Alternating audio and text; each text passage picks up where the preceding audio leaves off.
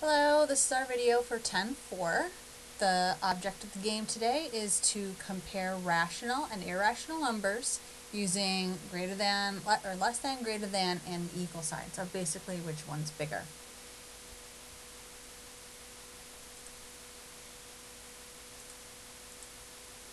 So in order to be able to compare numbers that are not in the same format, we need to make them all into the same format. And the easiest thing to do is to just change everything into decimals.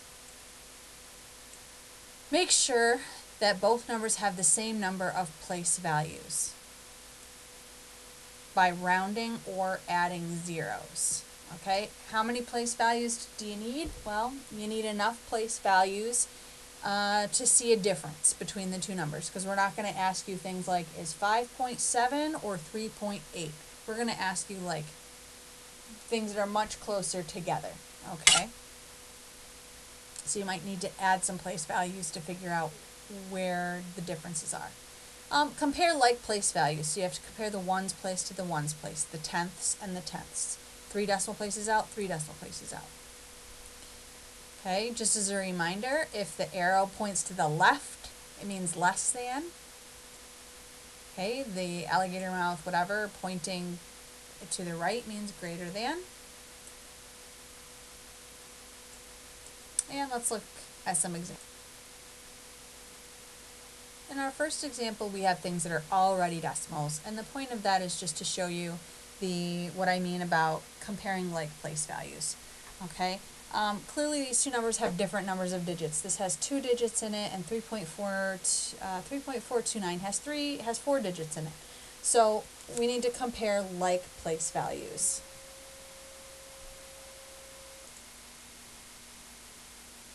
So we have a 3 in the ones place and a 3 in the ones place, so we can't see the difference there. But right after that, I have an 8 in the tenths place and a 4 in the tenths place in the second number. So that would mean we're going to compare these numbers that are different, and being that 8 is larger than 4, it makes this whole thing larger than 4. So sometimes it's difficult to see that because 429 after the decimal point seems a lot bigger than 8. Try to keep in mind that 3.8, you can add zeros and give it the same number of decimal places. So 3.800, if I'm comparing 800 to 429, it's a lot easier to see, well, that you're right, that is larger.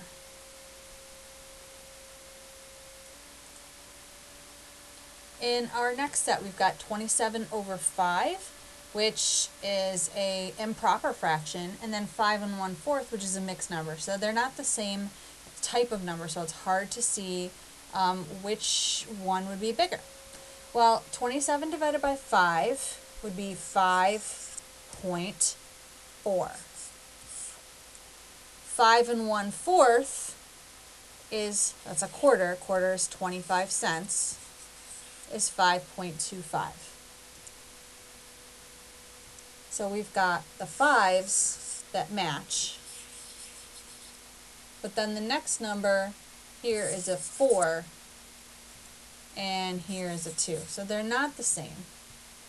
And because 4 is larger than 2, that one is bigger. Square root of 36. The square root of 36, if you put it in your calculator, is 6. So if square root of 36 is 6 and the other side says 6, they're equal. Let's get into some trickier ones, guys. At first glance, this example looks identical. They look the same, and it's super tempting to put an equal sign in between them. But I notice there's an equal bar above this too. So they aren't the same. So we can't put an equal sign just because they're mostly the same. Okay, what we need to do is think about what the equal bar means. What this equal bar means is this is a 42 and a decimal and a 2, but then another 2. Okay, and then another 2 and another 2 and another 2. This 42.2, there's no more 2's after that. Okay, if I wanted to put another place value there to make them the same place values, to have both have 2 place values, it would have to be a 0. So for matches, we've got 4, 4, 2, 2, 2, 2, but then we have, this is a 2, and that's a 0. So that's where we have the difference. But unless we think about what repeating means, you don't see it.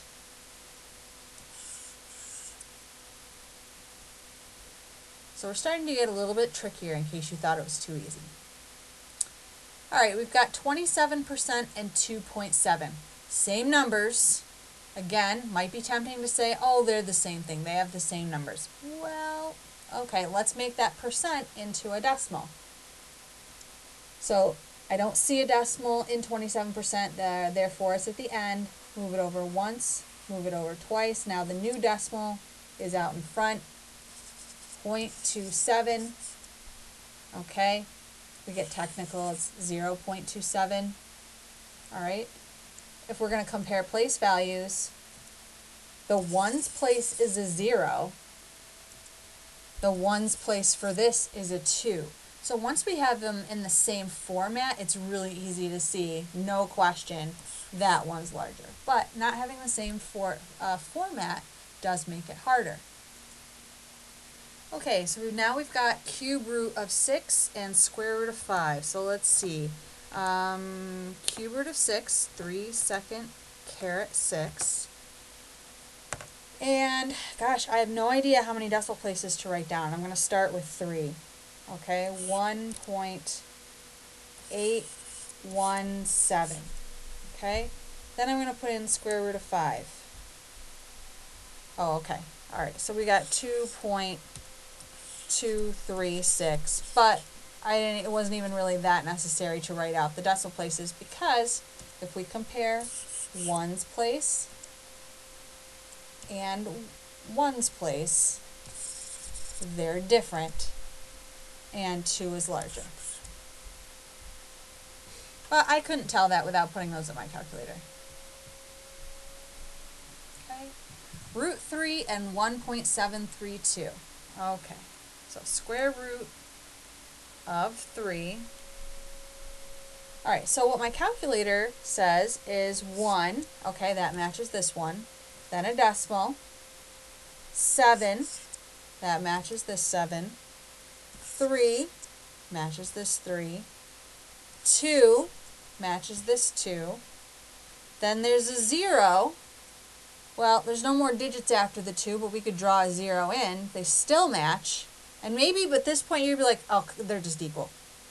No, they're not, because the very next digit on my calculator is a 5 for the square root of 3, and I can't add anything to this but zeros. So it took us until the 5th decimal digit to see a difference between the two numbers. They were that close. So we have to sometimes carry it out a lot of place values. Don't round your answers and say, well, when I round they're equal. That does not count. You have to use exact answers, and you use as many decimal places as it takes to find a difference, unless they truly are equal, like the square root of 36 and 6 on the previous example.